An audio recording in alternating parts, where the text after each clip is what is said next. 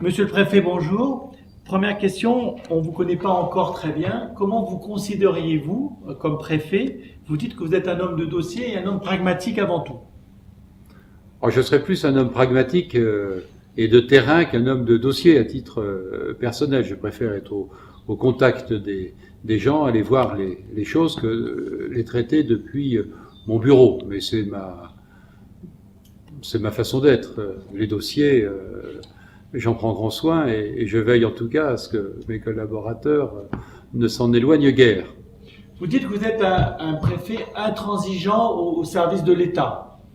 Je suis le représentant de l'État dans la région de Languedoc-Roussillon. Donc je suis au service de l'État, je suis au service de la mise en œuvre des politiques publiques décidées par le gouvernement et je suis au service des lois et règlements que notre pays s'est donné. Voilà ce qui est mon service, ce qui est ma vocation, ce qui est ma formation et je l'assume.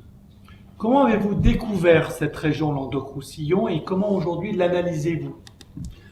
Je l'ai découvert de façon très ancienne puisque ma famille est originaire de cette région, mais je n'y ai jamais vécu et donc je ne la connaissais qu'à titre de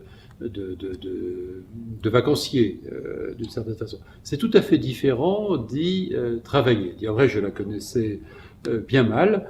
Je la trouve pleine de vitalité, je la trouve pleine de talent. Je suis heureux que d'avoir eu la chance d'y être affecté. En même temps, c'est une région qui, malgré les efforts de ceux qui en ont la responsabilité dans la conduite des affaires publiques, c'est une région qui souffre. C'est une région qui est en perpétuel développement, dont l'économie court après le dynamisme démographique.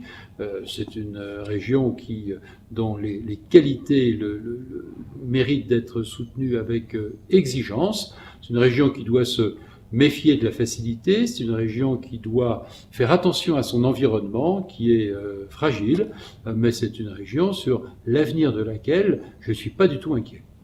Quels sont pour vous les dossiers que vous jugez donc prioritaires et qui nécessitent un vrai engagement de votre part ou un engagement de l'État? Aujourd'hui, les dossiers prioritaires sont tous les dossiers qui tournent autour du développement, autour de l'économie et bien sûr de l'emploi. En lien avec le Conseil régional qui va, par les lois de décentralisation, bientôt être le pilote, le chef de file pour le développement économique, l'État doit assurer les conditions du développement économique, essayer d'écarter les difficultés, les obstacles sur la route de ceux qui créent de l'emploi, notamment les chefs d'entreprise de la région. Mais l'État est aussi un aménageur. Il a ici la responsabilité du développement de grandes structures, des grandes infrastructures de transport, par exemple. Et puis, il doit aussi veiller de façon scrupuleuse à ce que, en bonne harmonie, soit conduit le développement de l'activité et le respect de l'environnement qui est magnifique et fragile dans notre région. J'ai de l'ambition pour cette région, elle est partagée par beaucoup, mais je crois qu'elle doit miser sur la qualité et les forts leviers de développement. Or, on a des pépites et des trésors ici. Rien que dans le département de l'Hérault, depuis 4 mois que je suis là, je suis par exemple visiter l'usine de laboratoire Fabre à Avesnes. C'est extraordinaire, les produits qu'ils font, la qualité de ces produits à cet endroit-là.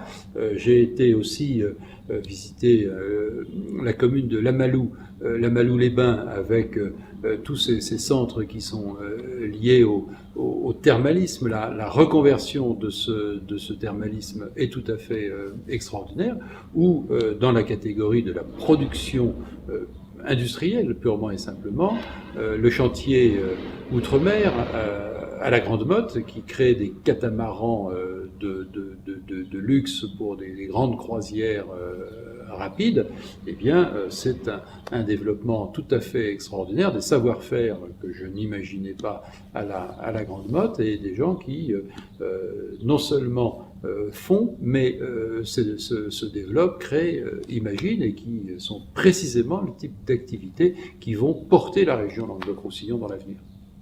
Alors, on parle souvent de désengagement de l'État et vous vous rappelez régulièrement que l'État, c'est 13 milliards d'euros d'investissement par an.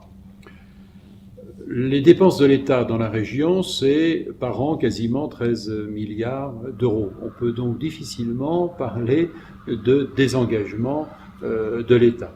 Sur le plan de son implantation territoriale, l'État, comme toute structure vivante, bien sûr, évolue, bouge, va coller au plus près des réalités. Nous ne sommes pas un État figé sur la carte de l'implantation des services d'il y a 20 ans, d'il y a 30 ans, ou de la Révolution française. Toutes ces choses collent au terrain, collent aux besoins de nos populations qui ont aussi changé dans leur façon de se déplacer, dans les différents types de services qu'ils exigent, et puis bien évidemment avec la révolution que l'Internet a fait, et qui facilite évidemment considérablement toutes les démarches administratives.